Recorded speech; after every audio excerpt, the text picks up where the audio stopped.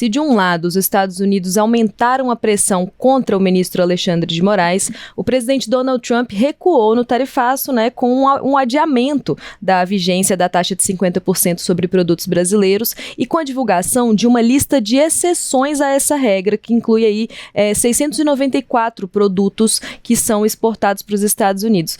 Lu, vamos entender esse recuo e também como, né, o governo brasileiro reagiu aos dois eventos do dia de ontem.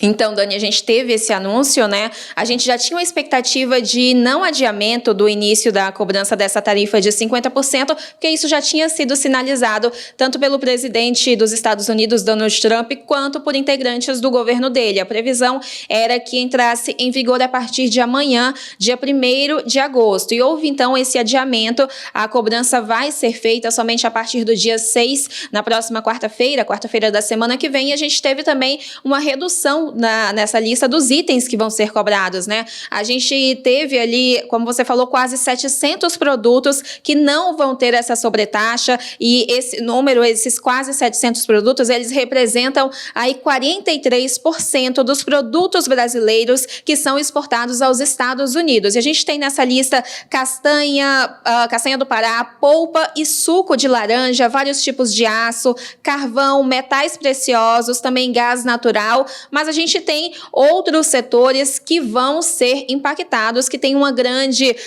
demanda de compra pelos Estados Unidos e que vão ser taxados e vão ser impactados por essa medida unilateral dos Estados Unidos. Nessa lista a gente coloca, por exemplo, carne bovina, café, frutas, roupas, calçados, móveis, máquinas agrícolas e industriais e, claro, vários outros itens que a gente não consegue citar todos eles aqui, mas a gente tem esse cenário, os principais deles.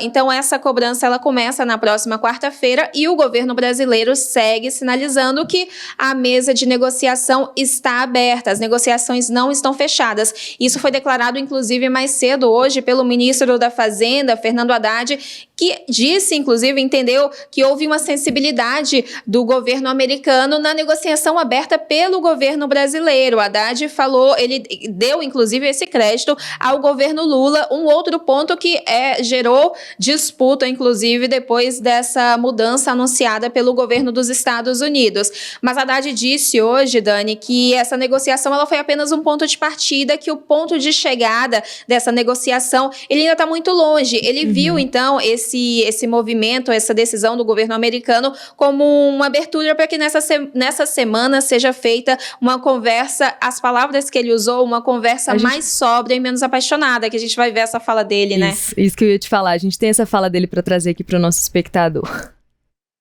Na nossa opinião, houve sensibilidade para algumas considerações que nós já havíamos feito mais de uma vez, de que isso não ia só afetar o trabalhador brasileiro, ia afetar o consumidor americano. Então, algumas das nossas observações foram, evidentemente, foram apreciadas e contempladas, mas nós estamos longe do ponto de chegada.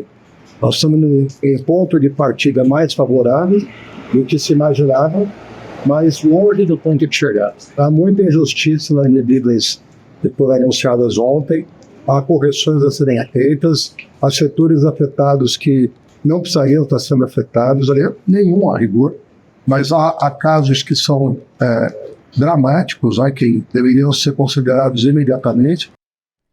Bom, nessa fala aí eu até queria destacá-lo, essa parte que ele fala da questão do nós estamos num ponto de partida mais favorável do que se imaginava, mas longe do ponto de chegada. E aí entendendo que a gente teve manifestações tanto do secretário de Comércio quanto do próprio presidente Donald Trump de que não haveria adiamento do início da vigência dessas tarifas. E houve, né? A gente passou do dia 1º, que seria sexta-feira agora, para dia 6, que vai ser na próxima quarta-feira. Então, assim, houve aí um avanço, né? Vamos lá, não é o que o Brasil queria, não é o ideal, mas já é uma quebra de expectativa, talvez para o bem, né? Foi uma surpresa ali boa, mas aí de fato vem essa questão, vai começar a valer de todo jeito e há uma exclusão de produtos, mas não de todos.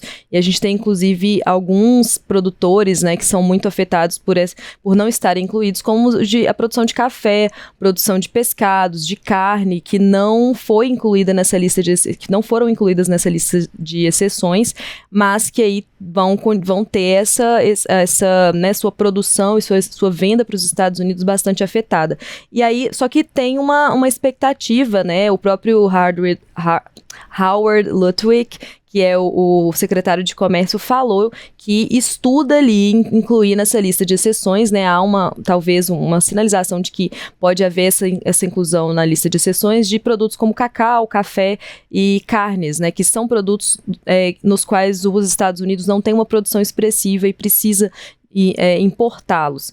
Então, assim, a gente tem uma situação que é favorável para o Brasil, mas não tanto, né, Lu? É uma situação meio de enxergar o copo meio cheio, talvez.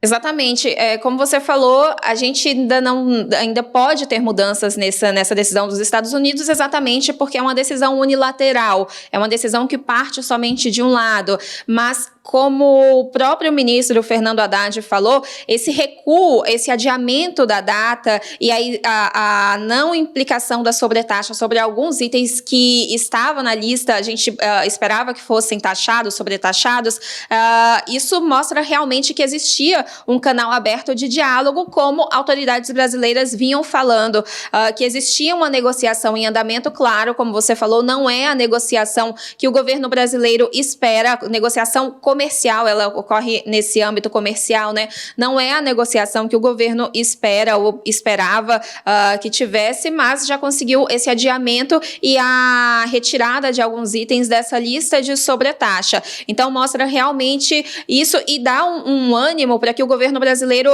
continue essa negociação, como o próprio Fernando Haddad disse. É preciso mostrar agora o impacto, convencer os Estados Unidos, né, do impacto dessa medida, não só para quem está no Brasil, para os produtores brasileiros, mas também o impacto que isso vai ter no próprio estado, nos próprios Estados Unidos. Então, isso não pode ser desconsiderado e é isso que Fernando Haddad tem insistido em falar. Esse próprio recuo mostra que o próprio governo, né, a própria Casa Branca está atenta e está entendendo também como esses produtos que são muito importantes para a cadeia produtiva norte-americana. Então, a gente tem ali a inclusão de minérios, a inclusão de aço e alumínio, de produtos de aviação civil que a Embraer exporta para os Estados Unidos e esses produtos têm um papel muito importante, principalmente na aviação doméstica dos Estados Unidos. E aí a gente tem a questão do suco de frutas, que hoje tem o suco de frutas brasileiro, né, o suco de laranja, principalmente, ele tem uma predominância muito grande no mercado dos Estados Unidos, então foi se entendendo a sensibilidade de cada mercado, né, para retirar esses produtos dessa sobretaxa, e aí ficaram excluídos os que teriam, né, assim, impactos mais diretos na economia norte-americana, mas não foram todos, né, a gente tem o próprio exemplo do café, que é um produto, como a gente já trouxe aqui em algumas outras oportunidades, que ele tem o café brasileiro representa 90% do que é consumido dentro dos Estados Unidos, e isso é uma parcela muito importante. Então, o consumidor norte-americano vai sentir no bolso também essa sobretaxa, né? E quando você tem um volume desse tamanho de presença num país, claro que é muito difícil você realocar essas importações, né, Lu? A gente eles buscarem de outro lugar. Então, os próprios produtores de café do Brasil falam sobre isso, né, que é muito difícil tanto para o Brasil realocar essa exportação, quanto para os Estados Unidos buscar outros parceiros comerciais para importar esse café para o seu mercado interno.